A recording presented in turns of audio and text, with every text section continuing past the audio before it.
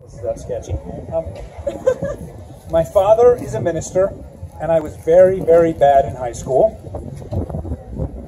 I once went on in the leading role of A Few Good Men on Broadway when I really didn't know the lines. I was one of the few white teens in Chicago to be allowed to dance on Soul Train. Any answers? Any answers? Where did our mic go? I don't even. Mic friend. Oh, back there. Stumped. Nobody even wants to get it. Soul Train. Sorry, what? Soul Train. I'm sorry. Yes, you're right. That was not. That was all my fantasy life, but I actually, no matter how much I begged, I couldn't get Don Cornelius to say yes. I thought you really did do Soul Train. I tried several times. Wait a minute, wait. I want to hear the story about A Few Good Men. You didn't know the lines? Long Who wants to hear the story? story? I was the understudy. I was. Right. What? The glue story. Oh, my glue story. She really glued herself to a squirrel because the squirrel didn't want to hang out with her. And frankly, if she turns around right now, you'll see that. I want to do the world's fastest version of this story.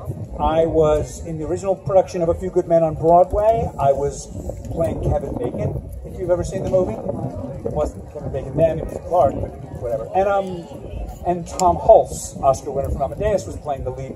And I showed up for a matinee, and his dog had been bitten, and he was at the vet. But we'd only been doing the show for a couple of weeks, so even though I had agreed to be his understudy, in addition to being Kevin Bacon, I had not yet learned the lines of a 3-hour play where I never left the stage. And so they put me in his ill-fitting Navy uniform instead of my beautiful crisp marine dress uniform.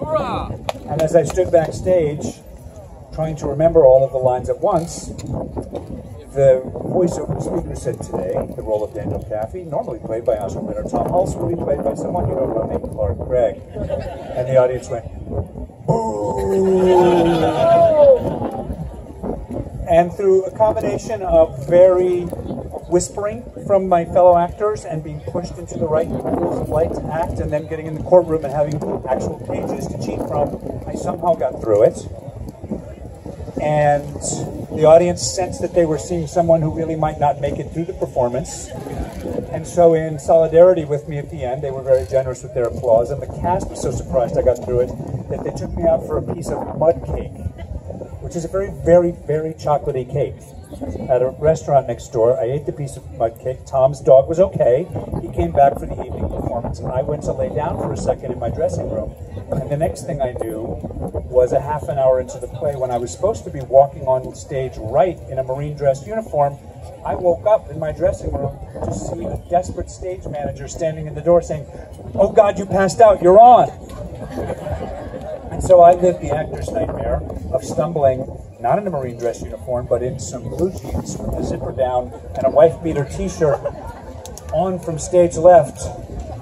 Really not clear what play we were in. For real, and just praying to God it wasn't a musical because I don't sing so well. And I've since had this nightmare many, many times. And I saw poor Tom Hulce turn from looking up that way and see me coming toward him, and his face just went pale.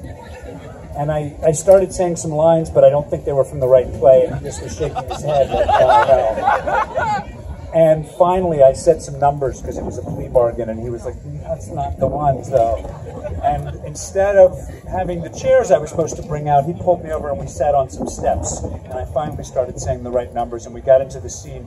And I looked down and my zipper was down. And I mean, it was down. That sounds like a good show. It was disturbing, and I had to find a way to still keep figuring out what the lines were and somehow inch the zipper up and get through the scene. And there was about 17 cast members, all in military uniforms, and when I went off stage, all of them were on a pile in the floor, convulsed in laughter. And it's a famous story to this day in New York, as being someone who was somewhat heroic in the morning and a giant loser by the afternoon. All right, let's give them a hand. Give them all a hand for their 2 truths and 1 lie. That's my last two.